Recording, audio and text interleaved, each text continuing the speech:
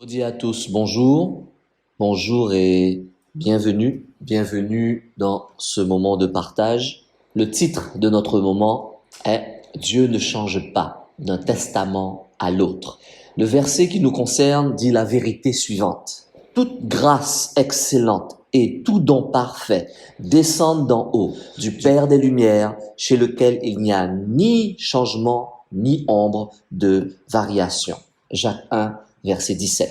Mon frère, ma sœur, mon ami, nous allons voyager. Voyager à travers la parole de Dieu, c'est un terme que nous connaissons. Nous ne devons pas nous familiariser avec ce terme. Nous voyageons réellement à travers la Bible afin de démontrer avec l'aide du Paraclétos que Dieu ne change pas d'un testament à l'autre. Nous devons donc rester concentrés. Commençons notre voyage. Nous avons une question pour ce partage. Une seule question. Elle est la suivante. Dieu est-il différent dans l'Ancien et le Nouveau Testament? Mon frère, ma sœur, mon ami, tu dois comprendre que Dieu est amour. Dieu a un plan pour chacun d'entre nous et pour chaque circonstance. Il a tout prévu.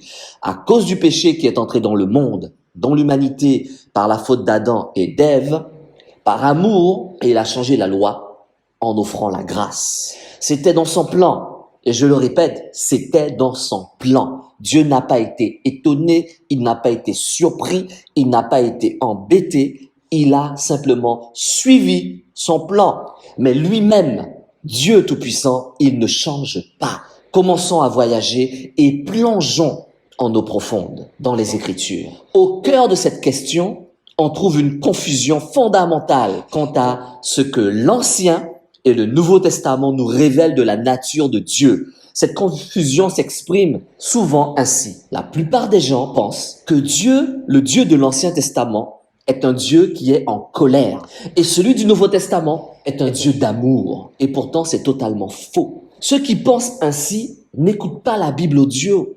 Ils ne lisent pas suffisamment leur Bible, car Dieu se révèle à nous progressivement à travers l'histoire et dans sa relation avec les hommes de toutes les époques. Il peut donner une fausse impression de la nature de Dieu dans l'Ancien Testament par rapport à l'image qu'on donne le Nouveau. Mais si on lit les deux testaments régulièrement, on comprend que Dieu ne change pas d'un testament à l'autre et qu'il se révèle dans tous les deux le même amour et la même colère. Oui, mon frère, oui, ma sœur, écoute la Bible audio. Dieu ne change pas son amour. Nous avons un exemple. Tout au long de l'Ancien Testament, nous lisons les choses suivantes. Cette vérité. L'Éternel Dieu, miséricordieux et compatissant, lent à la colère, riche en bonté et en fidélité. Exode 34, verset 6. Il y a une autre vérité où il est écrit, l'Éternel est lent à la colère et il est riche en bonté. Il pardonne l'iniquité et la rébellion, mais il ne tient point le coupable pour innocent et il ne punit l'iniquité des pères sur les enfants jusqu'à la 3e et la 4e génération. Nombre 14, verset 18. Nous pouvons lire encore, car l'Éternel, ton Dieu, est un Dieu de miséricorde, qui ne t'abandonnera point, il ne te détruira point, il n'oubliera pas l'alliance de tes pères qu'il leur a juré. Deutéronome 4, verset 31. Nous lisons encore cette vérité suivante. Ils refusèrent d'obéir et ils mirent en oubli les merveilles que tu avais faites en leur faveur. Ils raidirent leurs coups et dans leur rébellion, ils se donnèrent un chef pour retourner à leur servitude. Mais toi, tu es un Dieu prêt à pardonner, compatissant, lent à la colère, miséricordieux et riche en bonté, et tu ne les abandonnas pas. Néhémie 9, verset 17. Plus loin encore, nous pouvons lire, mon frère, ma sœur, mon ami, car tu es bon, Seigneur, tu pardonnes, tu es plein d'amour pour tous ceux qui t'invoquent. Psaume 86, verset 5, nous trouvons cette vérité. Dans le même livre de Psaume, nous pouvons écouter encore et lire, mais toi, Seigneur, tu es un Dieu miséricorde et compatissant, lent à la colère, riche en bonté et en fidélité. Psaume 86, verset 15. Toujours dans Psaume, il est écrit, car ta bonté s'élève au-dessus des cieux et ta fidélité jusqu'aux nues. Psaume 108, verset 4. Continuons de voyager. L'Éternel est miséricordieux et compatissant, lent à la colère et plein de bonté. Psaume 145, verset 8.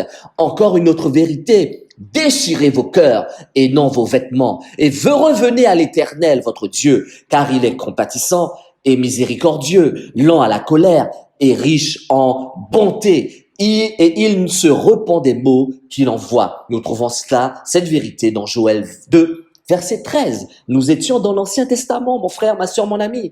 Mais dans le Nouveau Testament, l'amour et la bonté et la miséricorde de Dieu se manifestent aussi pleinement par le fait qu'il a donné, il a tant aimé le monde, qu'il a donné son Fils unique, afin que quiconque croit en lui ne périsse pas, mais qu'il ait la vie éternelle. Jean 3,16. Tout au long de l'Ancien Testament, nous voyons Dieu agir envers les fils de Jacob, Israël, comme un Dieu aimant. Chaque fois que le peuple choisissait le péché contre Dieu et commençait à adorer des idoles, il les a punis. Mais il les a aussi délivrés. Chaque fois qu'ils se repentaient de leur idolâtrie, il agit de la même manière envers ses enfants, ceux qui ont accepté Jésus-Christ comme Seigneur et Sauveur, les chrétiens dans le Nouveau Testament. Par exemple, il est écrit cette vérité. En effet, le Seigneur corrige celui qu'il aime et il punit tous ceux qu'il reconnaît comme ses fils. Hébreux 12, verset 6. D'une manière semblable, tout le long de l'Ancien Testament, on voit le jugement et la colère de Dieu à l'encontre du péché. De même, dans le Nouveau Testament, on lit que la colère de Dieu continue. Il est écrit cette vérité. La colère de Dieu se révèle du ciel contre toute impiété et toute injustice des hommes qui retiennent injustement la vérité captive. Romains 1, verset 18. Dieu n'est donc clairement pas différent dans l'Ancien et le Nouveau Testament. De par sa nature même, il est immuable, sans variation, alors que certains passages des Écritures révèlent davantage tel aspect de sa nature que d'autres, lui-même, ne change pas. En lisant et en écoutant la Bible audio et en étudiant la Bible, on remarque clairement que Dieu n'est pas différent dans l'Ancien et le Nouveau Testament. Alors mon frère, ma sœur, mon ami, même si la Bible de 66 livres, écrits sur 2 ou voire 3 continents, en 3 langues différentes, sur une période de 1500 ans, par plus de 40 auteurs d'origine très différentes, elle forme cependant un tout, sans contradiction, du début jusqu'à la fin, comme un puzzle où chaque pièce se trouve à sa place. On y découvre comment Dieu, le Dieu juste, plein d'amour et de miséricorde, se comporte face à des hommes et des femmes pécheurs, pécheresses, dans toutes sortes de situations. La Bible est vraiment une lettre d'amour de Dieu à l'humanité. Toutes les Écritures expriment l'amour de Dieu pour sa création, particulièrement pour l'humanité. Tout au long de la Bible, on voit Dieu appelé avec amour et miséricorde des hommes et des femmes et à une relation personnelle avec lui. Pas parce qu'il le mérite, non, mais parce qu'il est un Dieu de grâce et de compassion, lent à la colère, riche en bonté et en vérité. Mais on découvre aussi un Dieu juste et saint, qui juge tous ceux qui désobéissent à sa parole et refusent de l'adorer en se tournant vers des dieux qu'ils ont eux-mêmes créés. Je vous invite à écouter la Bible audio en Romains chapitre 1. Tout le chapitre. Du fait de la sainteté et de la justice de Dieu, tous les péchés passés, présents et futurs doivent être jugés. Mais Dieu, dans son amour infini, a pourvu à la rétribution du péché et ouvert la voie à la réconciliation, afin que les hommes pécheurs et les femmes échappent à sa colère. On découvre cette vérité merveilleuse dans des versets comme 1 Jean 4, verset 10 qui nous dit « Et cet amour consiste non pas dans le fait que nous avons aimé Dieu, mais dans le fait que lui nous a aimés et a envoyé son Fils comme victime expiatoire pour nos péchés. » Dans l'Ancien Testament, Dieu avait institué un système sacrificiel pour l'expiation des péchés. Mais ce système sacrificiel n'était que temporaire, préfigurant la venue de Jésus-Christ, qui devait mourir sur la croix afin d'accomplir le parfait sacrifice de substitution pour le péché. Le Sauveur promis dans l'Ancien Testament est pleinement révélé dans le Nouveau Testament. L'expression ultime de l'amour de Dieu, l'envoi de son Fils Jésus-Christ, que l'Ancien Testament ne fait que préfigurer, est révélé dans toute sa gloire dans le Nouveau. L'Ancien Testament comme le Nouveau Testament ont été donnés pour que nous puissions être transformés. Il est écrit, dès ton enfance, tu connais les saintes lettres qui peuvent te rendre sage à salut par la foi en Jésus-Christ. 2 Timothée 3, verset 15. En écoutant la Bible audio et en l'étudiant, cela nous rend sages en vue du salut. Quand nous les étudions attentivement, il devient évident qu'il n'y a en Dieu ni changement, ni l'ombre d'une variation. Jacques 1, verset 17. Mon frère, ma sœur, mon ami, Dieu ne change pas dans ses attitudes, ni dans ses attributs. Ce même Dieu qui a créé le ciel et la terre, ce même Dieu qui tient le monde dans sa main droite, ce qu'il était au commencement, il l'est encore aujourd'hui. Son bras puissant n'est pas arrêté aujourd'hui. Ce même Dieu sage qui a tracé le chemin du salut reste éternellement le même Dieu sage qu'il était. Aucun âge l'a altéré, car pour Dieu, le temps est un éternel maintenant. Mon frère, ma sœur, mon ami, il est le grand je suis. Dieu continue à exécuter ses plans redoutables. Son œil qui voit tout et son oreille qui entend tout sont intacts. Il voit tes peines, il entend tes cris de douleur.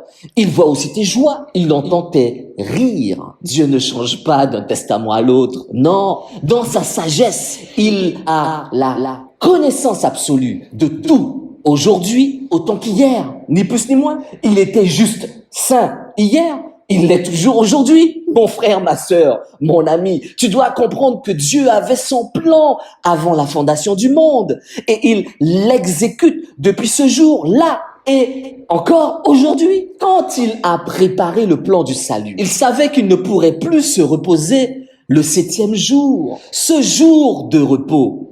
Pourquoi? Parce que dans cette terre souillée, il n'y a point de repos. Il est écrit, levez-vous, marchez, car ce n'est point ici un lieu de repos. À cause de la souillure, il y aura des douleurs violentes. Michée 2, verset 10. Dieu savait qu'il devait arracher son fils de ses entrailles, Jésus-Christ. Dieu savait que son fils devait souffrir et mourir pour ratifier les articles de l'ancienne alliance, pour que la nouvelle alliance soit glorieuse en Jésus-Christ, qui inaugure la grâce. Dieu ne sait-il pas qu'il devait faire cela et il ne s'est pas dérobé à cet accomplissement. Il aime Jésus-Christ aujourd'hui autant qu'hier. Mon frère, ma sœur, mon ami, Dieu ne change pas ses plans. Il a tout prévu. Il ne commence jamais quelque chose pour ne pas le terminer. Nous pouvons lire cette vérité, car lequel de vous, s'il veut bâtir une tour, ne s'assied d'abord pour calculer la dépense et voir s'il a de quoi terminer, de peur qu'après avoir posé les fondements, il ne puisse l'achever et que tous ceux qui le verront ne se mettent à le railler, se moquer de lui. Luc 14, versets 28 à 29. Cette situation n'arrive qu'à l'être humain, jamais à Dieu. As-tu lu ou entendu? Dieu a commencé et n'a pas terminé. Jamais, non, car Dieu, il a à sa disposition des ressources illimitées. Dieu pourrait créer des mondes comme le nôtre, aussi nombreux que des gouttes de rosée matinale. Peux-tu imaginer cela? Dieu ne change pas d'un testament à l'autre. La Bible est en fait un recueil, et ça je te le répète, un recueil de 66 livres, mon frère, ma sœur, mon ami, écrit sur 2 voire 3 continents, en 3 langues différentes, sur une période de 1500 ans, par plus de 40 auteurs, d'origines très diverses. Et là, elles forment cependant un tout, sans contradiction, du début jusqu'à la fin. Tout a été accompli par Jésus-Christ. Mon frère, ma sœur, mon ami, nous avons tous un plan pour toutes sortes de projets. Dieu aussi a le sien. Et lui, il ne change jamais son plan. Dans son intelligence infinie, il a pensé à tout. Si toi, il t'arrive de corriger 1 ou 2 choses, pas Dieu, jamais. Quand il a établi quelque chose selon son plan, il ne le change plus. Et ce décret est promulgué par ses anges. Même le diable et ses démons subissent. Dieu est le Tout-Puissant. Il ne se trompe jamais. Toi et moi pouvons changer nos plans si nous sommes obligés par un imprévu, comme la perte d'un être cher, la mort, comme un licenciement, simple mortel que nous sommes. Dieu est l'unique Dieu. Il n'y en a pas d'autre. Il y a une vérité dans la Bible qui nous dit, déclarez-le. et faites-les venir. Qu'ils prennent conseil les uns des autres. Qui a prédit ces choses dès le commencement et depuis longtemps les a annoncées? N'est-ce pas moi, l'Éternel? Il n'y a point d'autre Dieu que moi. Je suis le seul juste et qui sauve. Tournez-vous vers moi et vous serez sauvés. Vous tous qui êtes aux extrémités de la terre, car je suis Dieu et il n'y en a point d'autre. Ésaïe 45, versets 21-22. Dieu ne change pas d'un testament à l'autre. Et si Dieu dit qu'il va me sauver, si je me tourne vers lui, je le crois, car de toute éternité, tout ce qu'il a dit, il l'a toujours accompli. Il est important de comprendre cela. Prenons l'exemple des billets de banque. Tu vends un bien immobilier et l'acheteur désire te payer cash parce qu'il a les moyens. Une valise remplie de billets de banque, fraîchement sortis de banque, tu en as la certitude. Mais tu sais que ces billets qui valent aujourd'hui 500 000 euros, demain, n'auront plus aucune valeur. Tu les refuseras. Oui, mon ami, je t'assure, tu vas les refuser. C'est la même chose avec Dieu, qui ne change pas. En Ésaïe 45, verset 22, que nous venons de lire, il dit cette vérité: tournez-vous vers moi et vous serez sauvés, vous tous qui êtes aux extrémités de la terre, car je suis Dieu, il n'y a point d'autre. Alors, si tu pensais que Dieu pourrait changer, tu ne croirais pas en ses promesses. Toutes ses promesses dans l'Ancien et le Nouveau Testament. Peux-tu imaginer un seul instant qu'une seule promesse de Dieu pourrait changer? Moi, je ne peux même pas l'imaginer. Sur quoi ma foi serait-elle construite? Sur quel rocher? Il est écrit cette vérité suivante. Car qui est Dieu si ce n'est l'Éternel? Qui est un rocher si ce n'est d'autre Dieu? 2 Samuel 22, verset 32.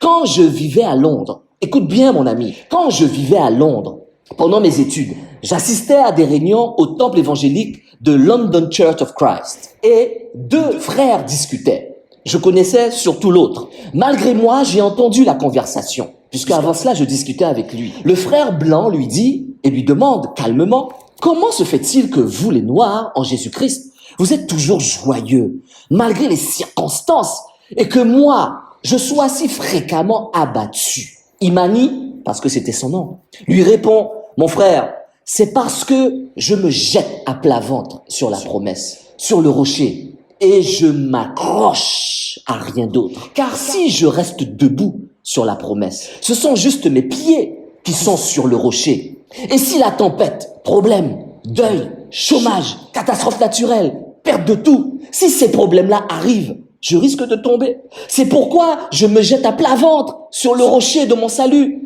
Imani continue et dit: mon frère, chaque jour, quand je me jette sur les promesses, je dis à Jésus-Christ, mon grand frère, il y a là la promesse sur laquelle je suis couché, et c'est à toi de l'accomplir. Car moi, je suis couché à plat ventre. Je ne peux rien faire d'autre. Je m'accroche au rocher. C'est là, mon frère, que tu dois être, à plat ventre, sur la promesse. De cette manière, tu n'es pas distrait par rien d'autre. Tu ne tiens rien d'autre dans tes mains. Tes yeux ne regardent pas autre chose.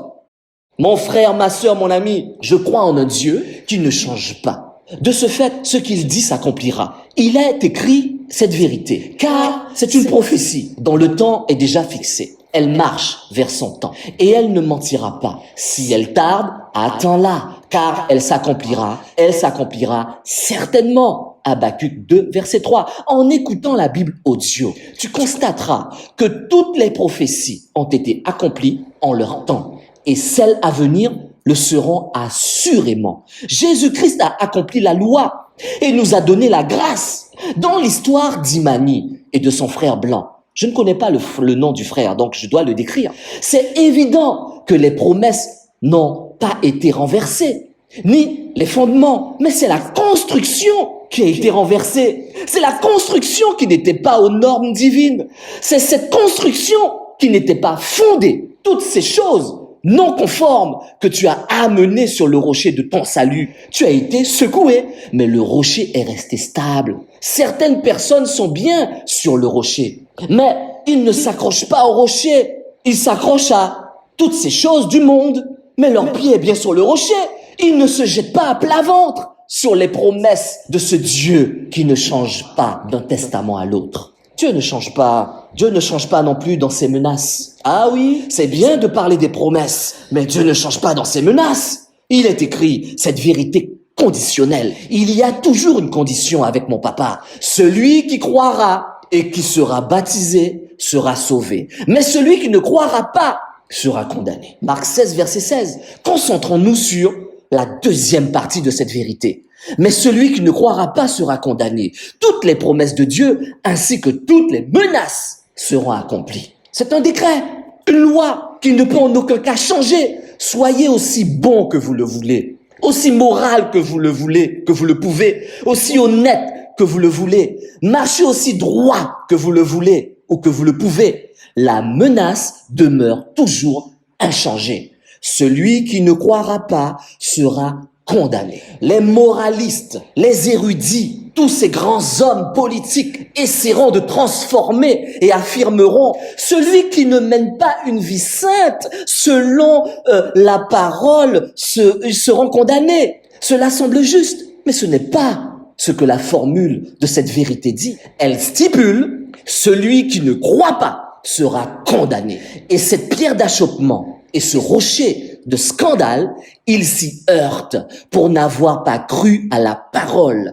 Et c'est à cela qu'ils sont destinés. C'est pas le frère Pascal qui le dit. 1 Pierre 2, verset 8. Tu peux pas l'altérer, ni l'ébranler. Tu dois croire ou être condamné. Il n'y a pas d'autre solution. Cela ne changera pas pour toi, mon frère, ma sœur, mon ami. Il ne le changera pas pour toi et pour personne d'autre. Car Dieu ne change pas d'un testament à l'autre. Non, je ne peux pas penser à un Dieu qui change. Tout comme je ne peux pas penser à un carré rond ou à toute autre absurdité. Cela me semble si contraire que quand je dis Dieu, je suis obligé d'avoir l'idée d'un être qui ne change pas. Dieu est parfait et il reste le même, car la variation impliquerait l'imperfection. Donc mon Dieu ne varie pas. Dans notre discussion au sujet de Dieu, qui ne change jamais, un frère me dit un jour que Dieu est changeant, car il a changé ses plans. Et ce frère a pris pour exemple le roi Ézéchias. Mon frère, mon ami, ma sœur, je persiste et je signe que Dieu ne change pas d'un testament à l'autre. Moi aussi, j'avais cru cela. Mais en écoutant encore et encore la Bible audio, l'Esprit Saint a enlevé le voile de mes yeux et de mon esprit. Frère, écoute la Bible audio. Et si tu l'écoutais comme moi je l'écoute, tu n'aurais pas dit une telle chose. Il est écrit cette vérité. À cette époque-là, Ézéchias fut atteint d'une maladie mortelle. Le prophète Ésaïe, fils d'Amos, vint le trouver et lui annonça « Voici ce que dit l'Éternel. Donne tes ordres à ta famille, car tu vas mourir. Tu ne vivras plus. » Ézéchias tourna le visage contre le mur et fit une prière à l'Éternel. « Éternel, souviens-toi que j'ai marché devant toi dans la vérité, avec un cœur intègre, et que j'ai fait ce qui est bien à tes yeux. » Puis il pleura abondamment. Ésaïe était sorti, mais il n'avait pas encore atteint la cour du milieu que la parole de l'Éternel lui fut adressée. « Retourne, annoncer à Ézéchias, le chef de mon peuple. Voici ce que dit l'Éternel, le Dieu de ton ancêtre David. J'ai entendu ta prière, j'ai vu tes larmes. Je vais te guérir. Et dès après-demain, tu pourras monter à la maison de l'Éternel. J'ajouterai 15 années à ta vie. Je te délivrerai de même que cette ville du roi d'Assyrie. Je protégerai cette ville à cause de moi-même et à cause de mon serviteur David. 2 Rois 20, versets 1 à 6. Écoutez la Bible audio. Tu peux penser que Dieu a changé. Toutefois, je peux dire que Dieu le savait. Eh oui, cela faisait partie de son plan. Dieu savait qu'Ézéchias vivrait ainsi. Il n'a pas dévié, car il le savait. Ça faisait partie de son plan. Mais comment le savait-il, frère Pascal? Savez-vous que le fils d'Ézéchias, Manassé, n'était pas né à cette époque? Que si Ézéchias était mort, il n'y aurait pas eu de Manassé. Donc, pas de Manassé, pas de Josias. Donc, pas de Josias, pas de Christ, pas de Messie, qui est issu de cette lignée. Mon frère, ma sœur, mon ami, Dieu est puissant, Dieu est grand. Apprends que Manassé avait 12 ans quand son père mourut. Dieu avait décrété la naissance de Manassé et l'avait prévu. Donc, de toute évidence, Dieu décréta qu'Ésaïe irait communiquer à Ézéchias que sa maladie était incurable et qu'il agirait dans le même temps pour le guérir, afin qu'il vive. Mais Dieu, dans son plan parfait, proclama cela pour inciter Ézéchias à quoi? À prier. Dieu a parlé en premier en disant « Ta maladie est incurable, tu vas mourir. » Et là, il a attendu qu'Ézéchias prie. Sa prière fut certainement longue. Pourquoi? Car il pleura abondamment, la Bible dit. Et remarquez qu'Ésaïe n'avait pas encore atteint la cour du milieu. Ça veut dire, cette précision, qui démontre qu'Ésaïe marchait lentement, car il savait, c'est le prophète Ésaïe, il savait que Dieu n'avait pas fini de parler au roi. Au vu de tous ces éléments, nous ne trouvons aucune contradiction dans l'histoire de la guérison du roi Ézéchias. Dieu ne change pas d'un testament à l'autre, il est immuable. Je terminerai en disant que lire et écouter la Bible audio est une pratique indispensable pour le chrétien. Cette pratique ne te permettra pas d'être parfait. Jamais. Tu n'atteindras pas la perfection. Mais cette pratique te permettra d'atteindre l'amélioration. Chaque jour, tu seras meilleur qu'hier en amélioration constante sur le rocher de ton salut qui est Jésus-Christ. Tu dois être en compétition avec toi-même et toujours refuser la compétition avec ton frère ou ta sœur. Pourquoi? Car chaque fois que tu acceptes la compétition contre ton prochain, tu acceptes aussi de le mépriser et de le détruire. Et tu te détruis en même temps. C'est le plan du diable, non le plan de Dieu. De la même façon que la foi est individuelle, tu dois être en compétition avec toi-même. C'est individuel et non avec les autres. Écoutez la Bible audio. Il est écrit cette vérité. Pour terminer, toute écriture est inspirée de Dieu et utile pour enseigner, pour convaincre, pour corriger, pour instruire dans la justice. 2 Timothée 3, verset 16. En conclusion, en exposant ces choses aux frères et aux sœurs, tu seras un bon ministre de Jésus-Christ, nourri des paroles de la foi et de la bonne doctrine que tu as exactement suivi. Ce n'est pas de moi, ce n'est pas le frère Pascal qui le dit, c'est 1 Timothée 4, verset 6. Voilà ce que j'ai reçu pour nous aujourd'hui. Amen. Amen.